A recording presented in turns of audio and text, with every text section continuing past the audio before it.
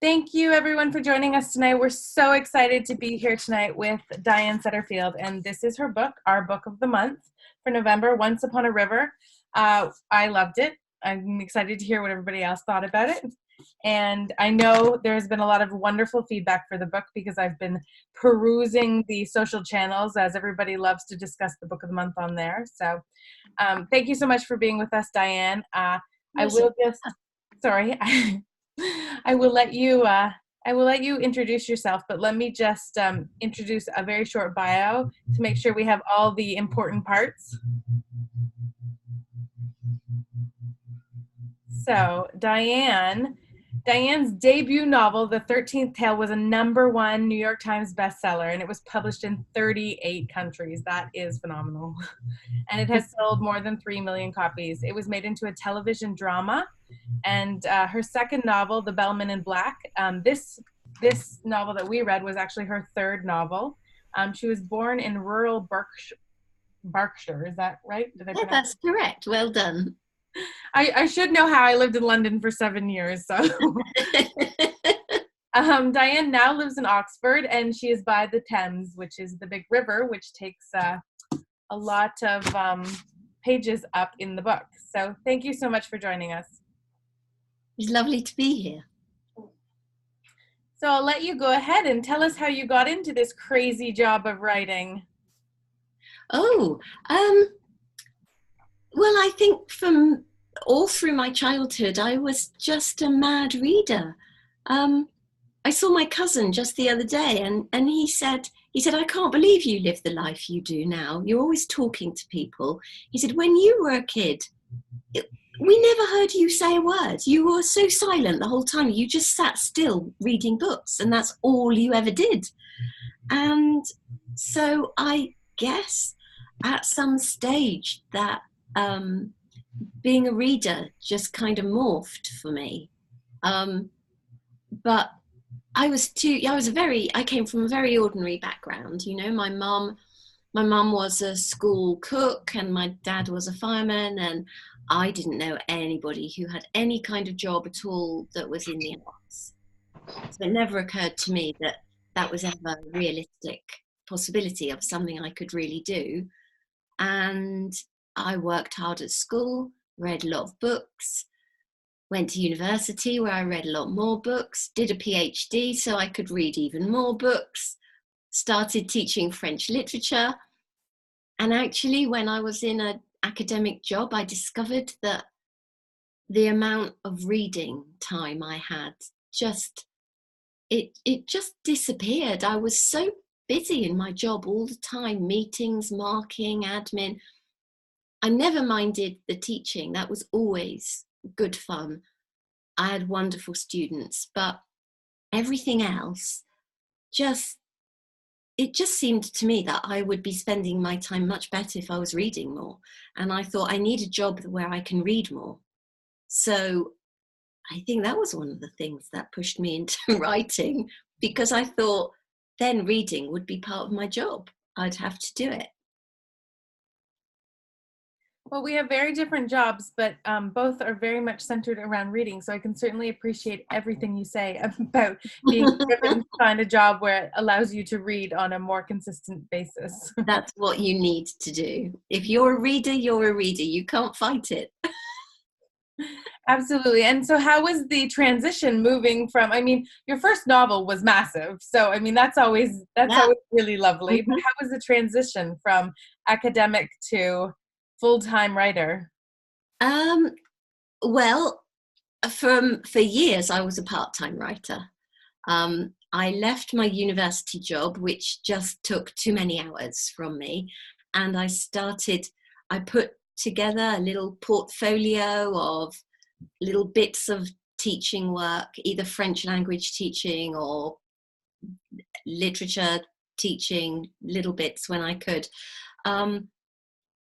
And so I just taught part-time for several years.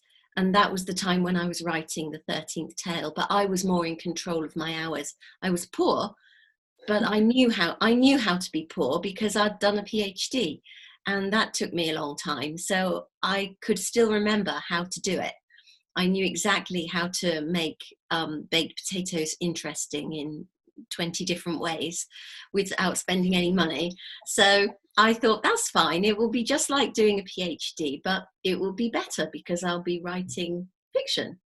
So that was what I did. And I think I imagined that I would have to write 3 or 4 or 5 books before I could actually give up teaching altogether.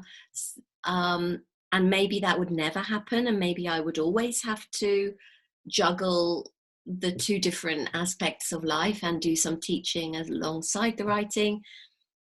And then it came as a great shock, really, when the first book enabled me to give up work. I tried to keep some of my classes on. I had some lovely, lovely students, and we had great times together, and I tried to keep it going, but I couldn't in the end, because I was doing so much foreign travel that they hardly saw me. So their level of French was going backwards instead of forwards. So in the end, I had to stop. Mm. The 13th Tale, how long did that take you to write? I think it took about 5 years. And the first couple of years was really an apprenticeship, was just trying to teach myself how to do it. And at the end of a couple of years, I did have a story, I did have a draft, but when I read it, it seemed so bad to me. I thought, well, this was madness to think that this would ever be any good. Nobody could read this and enjoy it.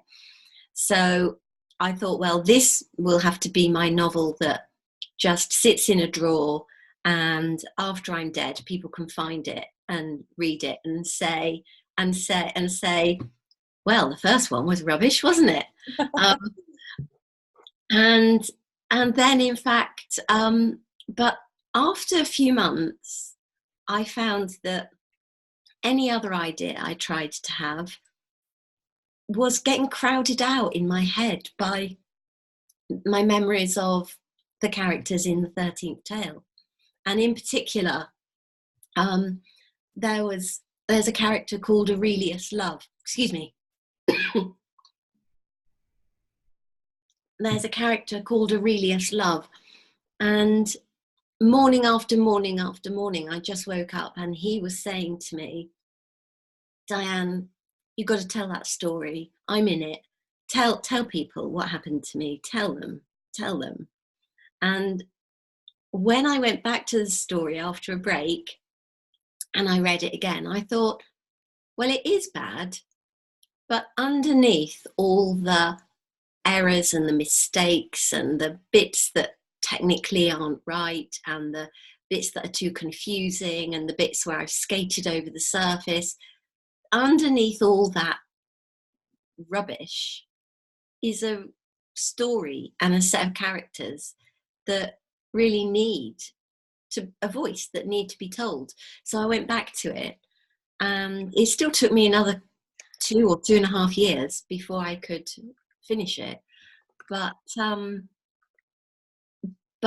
that time round, I was really, really focused on the reader. What does the reader want? What does the reader need? What is going to make this the most pleasurable book for the reader?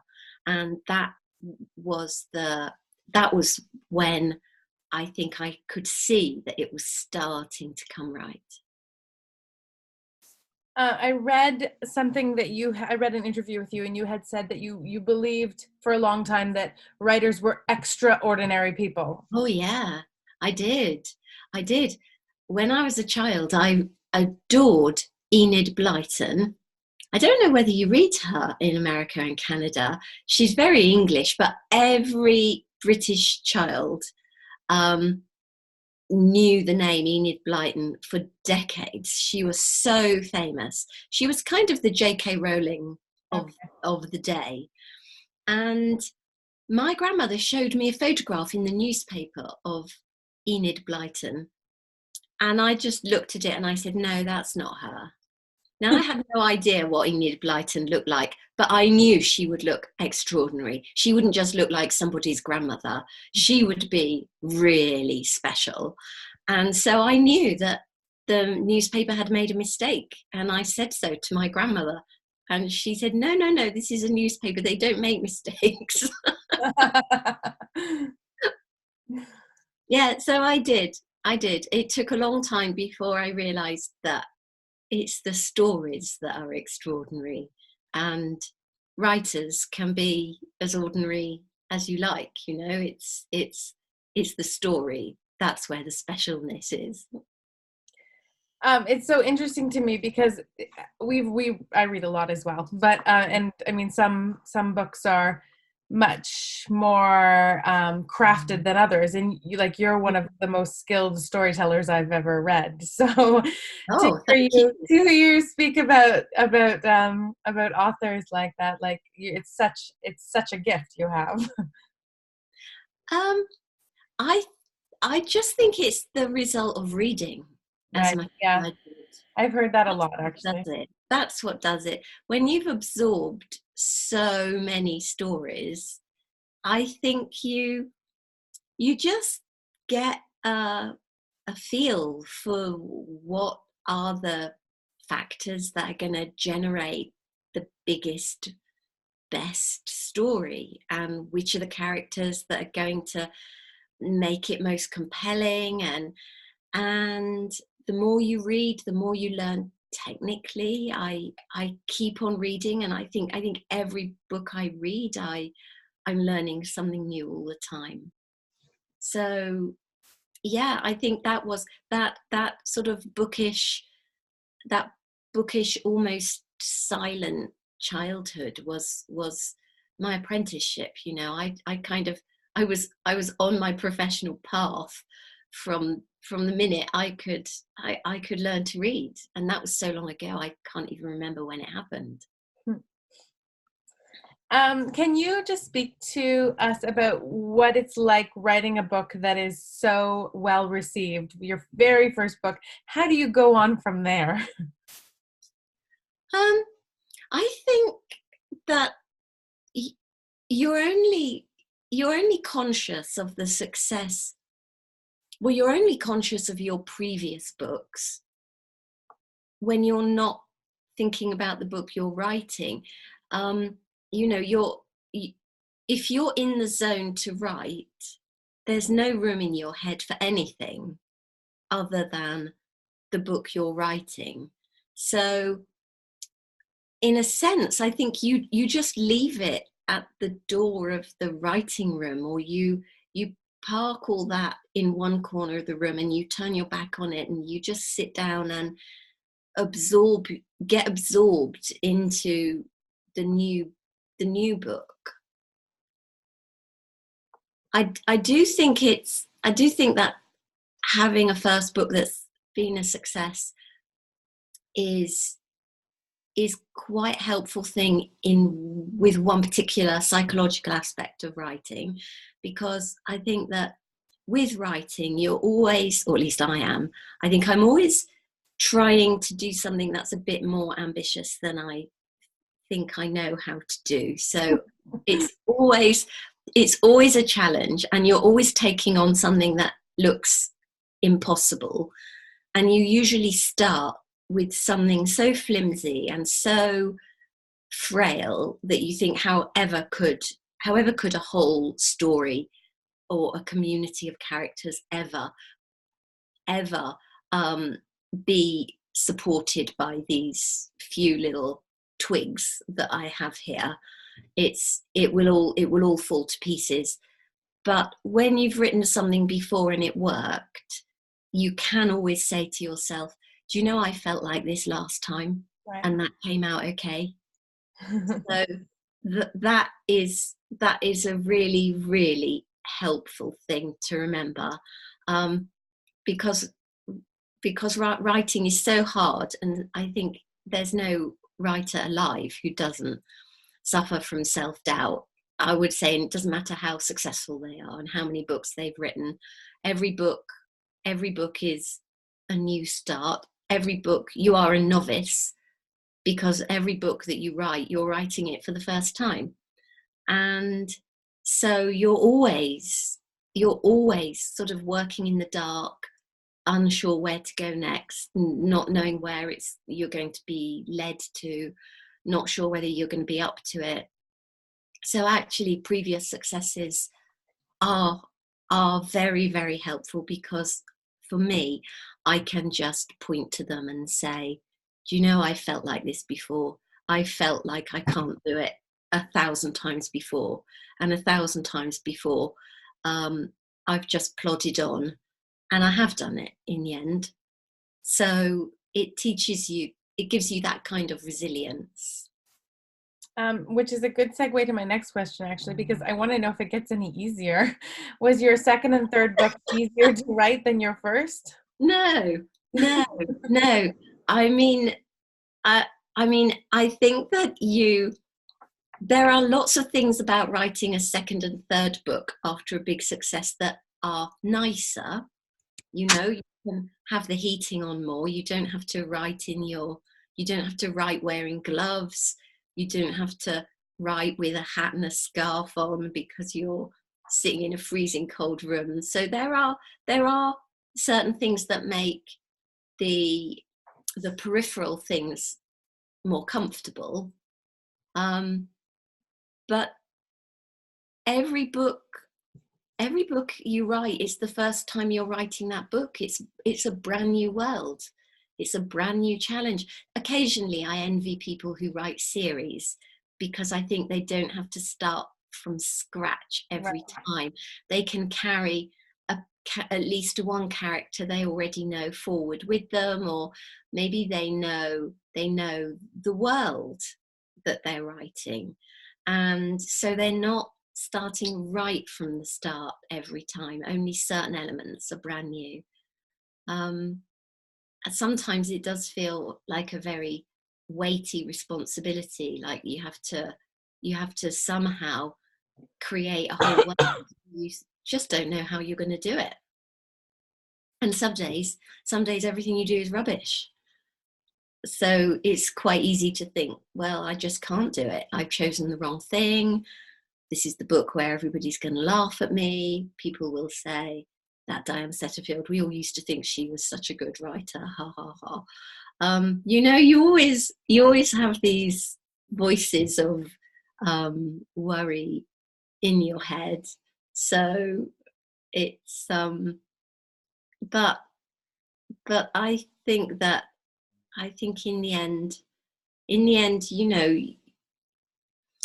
I don't want to repeat myself. I feel that there will always be themes that will be present in what I do, and there'll always be a kind of a recognizable Diane Setterfield quality to what I'm doing. But actually, in the end, I think I must like the challenge of a new world and a new set of characters each time, mustn't I? Because otherwise I wouldn't do it that way. So I suppose in a way it's what I want. It's what I've chosen. No one's making me do that. I think if I had written a book called The 14th Tale and then The 15th Tale, I think my publishers would have been thrilled, and some of my readers might have been too. But you know, that wasn't I just didn't feel it creatively. I just couldn't feel that was the way to go. I needed to go somewhere else. I needed to dig new ground. Well, we are certainly glad you did. Let's dive into the actual characters and plot of the book. Tresha has a question here, and I'm going to read it. It says, how did Diane come up with the concept of storytelling for the book?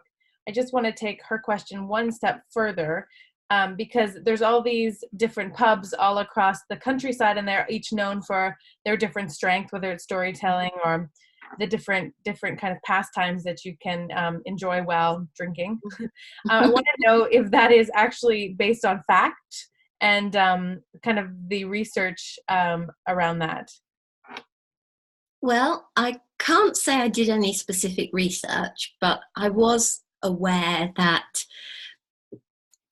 pubs were more diverse places of entertainment in the days before TV and when everybody had their smartphone in their pocket. And I knew that music in pubs and games in pubs, or brawling, fighting, all of these things, that each pub would have its own something about it that made it special and unique to the area.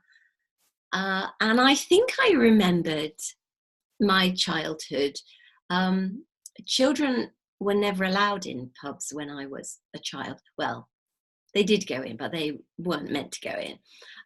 So pubs to me were always out of bounds, and I was interested in them because children weren't supposed to go into them. And I used to be very interested in my uncle's stories about what had happened in the pub. And they were great joke tellers. That was what my mum's brothers excelled at. And my uncle told me once that there were 7 pubs in our village, and there were 7 days of the week. And so some men would go to a different pub every day, and other men would have one pub where they would go. And my uncle was a man who went to the same pub every day, and he would tell a joke in the pub, and the people who heard it would maybe go the next night to a different pub and the next night to a different one. And so my uncle's joke would spread. It would move along the high street and down the side streets until it had travelled to all the pubs. And then one day he'd go into his pub and someone would say, "Hey Pete, I've got a good joke for you." And they would tell his joke back to him. And he was always really delighted because he said, a joke that comes back, that's a good joke. Yeah. The ones that aren't very good, you never hear them again.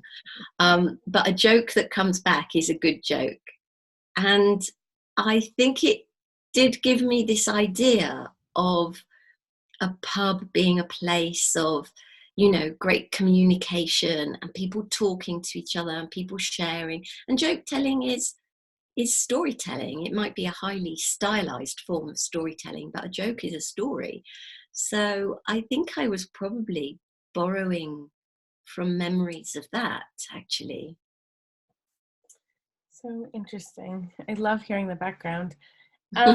When you were speaking previously, you mentioned, let me just pull up my question here. You mentioned that all of your books will contain something that is obviously like your writing style, that is very much Diane Setterfield. And so I wondered if that had anything to do around magic or folklore, or is that part of it? Yeah, I think it is.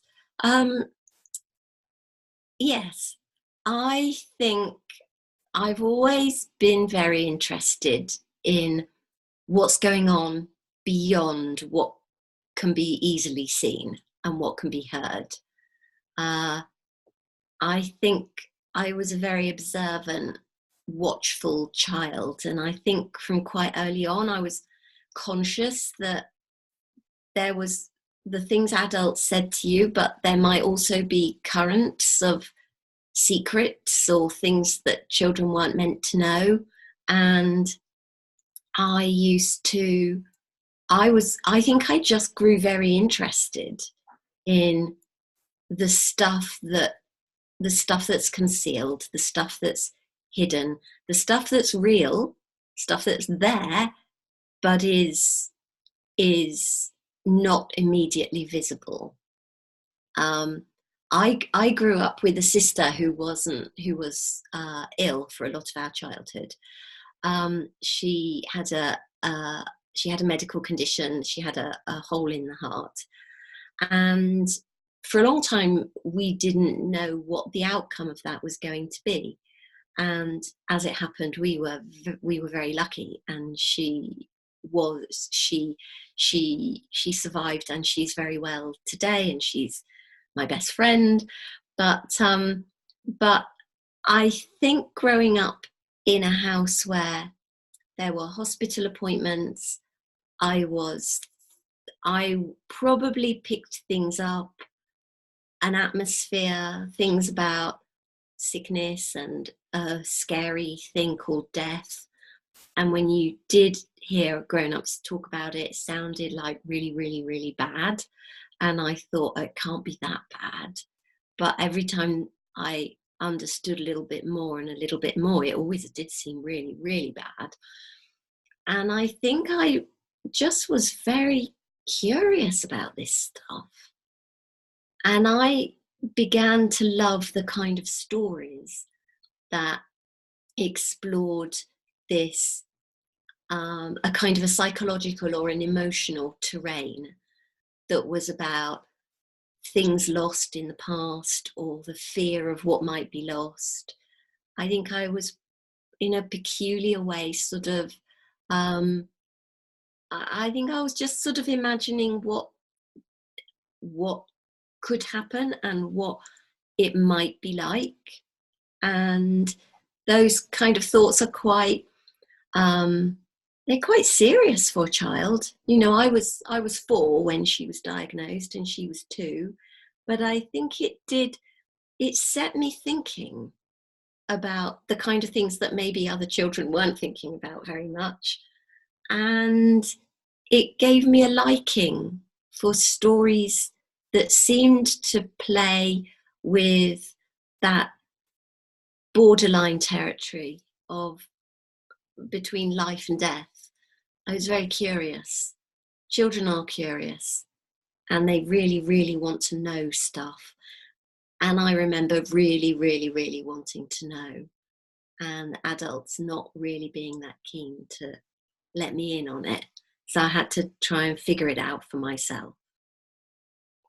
Well, quietly, did I say that right?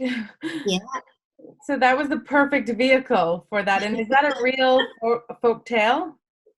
No, it isn't actually. Well, I say it isn't with great confidence. I can't be absolutely sure of that because folk tales are so diverse and so numerous. In fact, what happened is when I was writing Once Upon a River, I wanted to bring in as many forms of storytelling as it was possible to do. I wanted to write a book that was absolutely bursting with story, that had so much story in it, it could barely hold together, and stories of as many different types as I could imagine. And so I one of the types of story I wanted to bring in, because it was a great way of telling stories about death, were some of the classical myths, the kind of stories that Madeline Miller might take and rewrite for modern readers. And there are wonderful stories about parents or lovers who are bereaved and who make that dark and dangerous journey into another world in order to bring back the one they've lost and without whom life is unendurable. And they're prepared to do anything and pay any price and make any sacrifice in order to restore their lost loved one to life. And I thought I really need to put one of those stories in. But the problem was that living where they do by the river, most of my characters are quite uneducated and they live in rural areas and they've had little schooling. And I thought, well, how would they know these stories? How would they know about Persephone? How would they know these things? It just can't, I can't make it work. So I suddenly one day I just had just a moment where, you know, when the answer to a problem comes and you just think, oh, that's so easy, I should have worked this out months ago. And I just thought, oh, of course, stories migrate and they don't respect borders, they don't respect centuries, they don't respect anything at all. Stories will redesign themselves and change clothes in order to go to any party. and a story that's tragic in one tradition will be a comedy in another. And I thought, well, of course, these stories told by ancient Romans and Greeks and told, learned as translation exercises in the poshest schools in England, they would have morphed into folk tales that would be told by anybody, that could be everyday currency and belonged to all. So that's where Quietly came from. And I thought, oh, how brilliant. I get to borrow these wonderful stories from, ancient Rome, and then I can turn it into an English folk tale. It was one of the loveliest days writing I think I've ever had. Aww. That's lovely. I'm going to switch gears a little bit. Savannah and Nicole, who are both online today, they have a similar question. It's more about characters. They would like to know if, well, Nicole's question specifically was, do any of the characters in Once Upon a River stick or speak out to you, like the one from the 13th tale that wouldn't let you stop telling the story? Well, I think the reason why Aurelius' love spoke to me so insistently within the 13th tale was because I had decided to put the project aside. I was going to abandon it. And it's interesting that his was the voice that was so firm and not one of the key characters. Aurelius is a secondary character, really, but it was Aurelius. And I suppose it's because for him, the end of the 13th tale is when he learns the story of who he is. He learns his complete identity. And to be without an identity and to not know who you are is for Aurelius is a great burden. So I suppose his was the most urgent need for the story to be finished and the story to be out there. There was no point in writing Once Upon a River where I thought, okay, I'll give up. There were many times when I wished I could give up. But when I just thought, what on earth possessed me? This was the maddest idea. I've got too many characters. I've got too much plot. I wanted to write a novel that was bursting with story, and now I've done it, and the whole thing is uncontrollable. So whose fault is that? I never put it aside, and I think every character in it knew that, come what may, I was going to finish this novel. Somehow or other, I was going to round up all these storylines. I mean, it seemed an impossible task at the time, and I look back and it still seems impossible now. Somehow bring together this tangled mass of threads and separate them all out and straighten them all out and then weave them into something meaningful and beautiful. But most of the time, for most of the years I was writing it, it did just feel like a great massive tangle. But I think I was touching on every character's life regularly through all that time. So I think they all trusted me to know that I would carry it to fruition and it would one day be done. So they didn't need to confront me at 5 o'clock in the morning the way Aurelius used to. One of the things that I saw written in a lot of our social channels was that the ladies would be, say, a quarter of the way through it, and they're like, I can't keep track of everybody. Should I be writing all of this down? And then the women who had finished the book would be like, keep going. It's all going to sort itself out. Yeah, I think with every book I write, I like to do something that I haven't done before. And the 13th tale had two main voices. It was a duet, if you like, two female first-person narrators. and it had a story in the now and it had a story in the past. Then with Bellman and Black, I wanted to write a story that followed a much more classic, linear narrative. So it just takes a boy who's 10 and it follows him all through his life until the end of it. So that was a very different thing to do. And then I thought, well, so what am I going to do for the third one? What can I do that will feel very different? And I thought, right, I want a novel that is about a community. I want to tell story not of an individual, but I want to show how human beings are all connected by the stories we tell about each other, the stories we believe about ourselves, the stories that can make us happy, the stories that we want to flee from. But I want to show how story is not just an individual thing. It's a social thing. It's a sort of, stories don't exist by themselves. They exist in networks. And I think it does call upon the reader to be a little bit patient at the beginning. If readers are very used to novels which are focused very much on a character, and where you can guarantee that that character will be, your thread will be present in nearly every scene, then it is going to be, it's a stretch to get used to this other way of writing a novel. But on the other hand, I think if you've read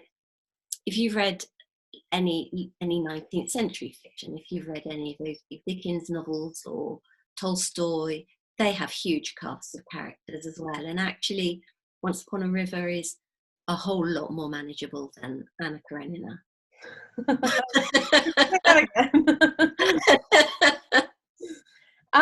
So I have a question. Did you know from the very beginning that Amelia Alice, did you know what was going to happen? I guess actually what my question is, as they say in Britain, are you a pantser or a plotter? No, I don't plot. I began with, and I've for years and years and years, I've wanted to write a story about a child who drowned and came back to life. I read a newspaper story about it when I was a child, and maybe because of my family situation, I really wanted it to be true, and I really wanted it to be true that if people died, they could come back, and so that story really stayed with me a long, long time, and I assumed that it was, as I grew up, I assumed that it was, that's not true. But years and years and years later, I read another story in a newspaper about a child who drowned and came back to life, and with some science in it. And then I realized that there is this amazing phenomenon. And I can remember, although I wasn't a writer then, I distinctly remember that kind of excitement and that feeling of, oh, somebody should write a novel about that. That would be really good in a novel. And putting it away in my head to a place where everything I found that somebody should write a novel about went there. And it's the place in my brain I still get everything from. You know, I don't need any new ideas. It's packed full of stuff like that. So I had that notion. I had an idea about a man asking a woman to marry him on the edge of a field, and she had a patch over her eye, and she took her patch off and looked at him with her boss eye, and he had the feeling that she could see right into his soul. Mm. And I thought, I wonder if that could have anything to do with a child who drowns and comes back to life. So I just started off with tiny little fragments, really. And I'm sure there were others that came and went and never made it into the final book. But those were the little bits that I started with. And it seemed to take ages to find out what each of those scenes might have behind them and what they might connect with and how they might connect with each other. That's why it took me such a long time to write the book. But yeah, I definitely don't plan.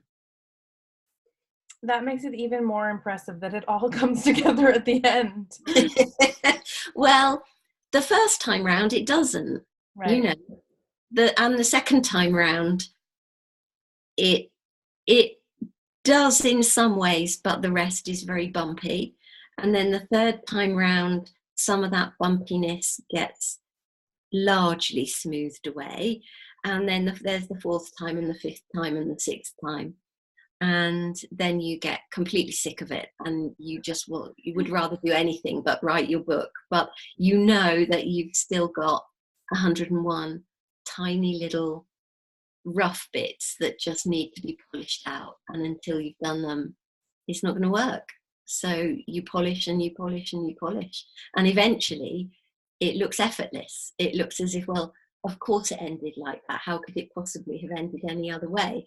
It was inevitable that we were coming to this point, but you should only feel that once you're at that point. And certainly I don't feel that until I'm at that point, really. Well, we only have a few more questions for you just to wrap up. I'm sure everybody would love to know your favorite authors, and also if you're reading anything exceptional right now, especially since you're such an avid reader. I think the some of the best books I've read this year, there's a book, a debut novel by an Irish writer. His name is Ronan Hession, and it's coming your way. I think it's going to be released in the US in spring next year, and it's got a curious title. It's called Leonard and Hungry Paul, and it's such a lovely story. I think we're living in quite hard times, and I think it's easy to feel dispirited and demoralized and to feel worried at the moment about what our future is going to be. And this is a book that is very honest, but also has a really, really, really warm heart. And it's about two people who lead lives which on the surface of it are absolutely ordinary lives. And yet the novel shows us that really that there's no such thing as ordinary, and that the most ordinary people are special and really, really valuable. And I think I've bought 7 or 8 copies of this book now, and I have to buy more for Christmas presents because I just keep giving it away. I think by the time I finished it, I was actually on my 5th copy, because people kept saying to me, "Oh, what's that you're reading?" And I would say, "Oh, it's wonderful. You must read it." And I would give it to them. And then I'd think, "Oh no, now I haven't got it. So I have to go and buy a new one." So I gave away 5 copies while I was reading it. And it's a very special book. I put the name and the author in the chat window for everybody else who'd like to look it up. And what else have I read? Well, the Olga Tokarczuk, the Polish author who's just won the Nobel Prize for Literature, she has written an amazing book called "Drive Your Plough Over the Bones of the Dead." Oh. Now, if ever there was a title that did not that failed in terms of instant appeal, I would say that was it. And it was in the UK. It's a very sober looking book. It's got no picture on the cover.